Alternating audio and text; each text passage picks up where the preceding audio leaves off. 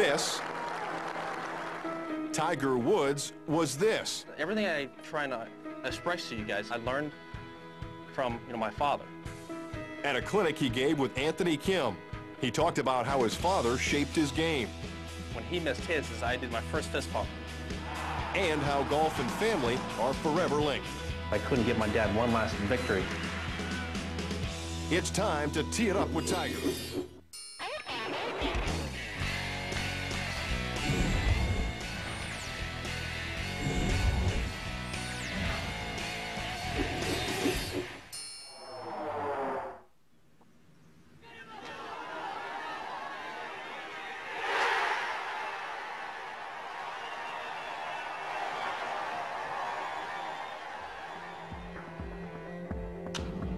You were introduced to golf because I wanted company. When you were 10 months old, unbeknownst to me, you had been learning the golf swing. And you learned the whole golf swing. You walked over, you could walk then, and picked up your putter and hit the ball into the net the very first time. How good a golfer was your dad? My dad? My dad was actually pretty good. When we used to have some battles when I was 11 to 11 to about 14. My dad was a one handicapper. Really? Oh, yeah. The reason I asked, I mean, he clearly got you off on the right foot. And I was just wondering how good he was and how much he knew about it, or if he had other people come in, or if he just handled you himself. No, my dad read Hogan's book, Fundamentals, and then just like anybody, that's how we learned how to play the game. And you have to understand, my father is being former Special Forces. You have to understand that, that mentality. They have to be the best at everything they do. So when he started playing the game of golf, once he got addicted to it, then it was on. Then he was going to get good. And then, I started coming up. I started pushing him a little bit. He wasn't going to let this little whippersnapper, get him. The first time I ever beat my dad, I was 11.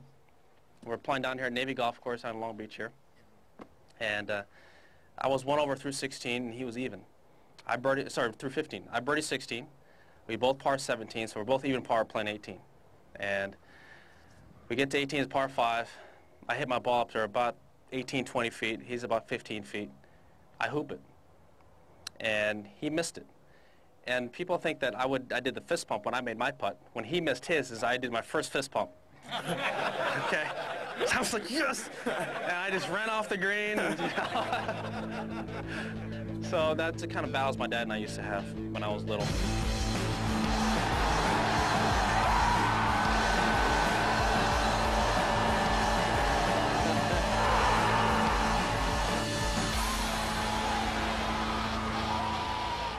Let's hit some drivers. Let's do it. You hit some drivers. Let's. You hit drivers.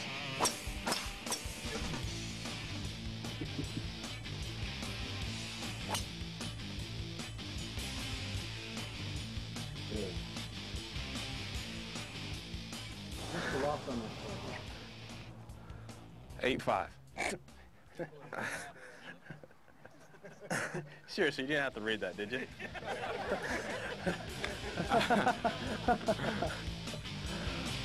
I didn't want to lie to you guys.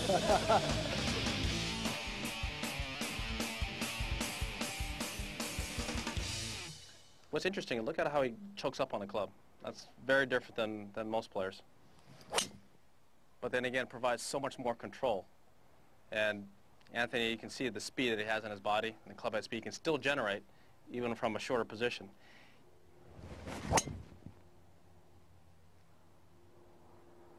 It's pretty pure. Why not, Anthony, why not play with a shorter club? Does it just not feel right to you? It doesn't. But like Tiger, I grew up, from my dad, learning from my dad, and what happened was I used all his clubs. I heard Tiger talking about, for his daughter, Sam, getting a shorter club. I didn't have that luxury of having a tour player. Guys won 10 majors as a father, but, he did a great job. Oh, come on! Killing me over here. This is, I actually got my clubs from my dad. So they were cut down. They were way too heavy for me. Yep. And I started gripping it, you know, 3-4 inches shorter. And Nike actually said, why don't we cut down your club, keep the stiffness, and because it obviously, when you cut it down, it gets stiffer, and try to use it. And they made me a 43-inch driver. Well, I gripped it to about 40 or 39 because this just feels comfortable to me. Yeah. You can see how he hits the golf ball, how consistently he hits it, how square he hits it. You go up and down the driving range, and you don't hear the sound that he makes with every player. A lot of guys miss-hit shots. He doesn't miss-hit shots. He hits them flush. When we return, find out how Tiger's father still provides him inspiration on the course.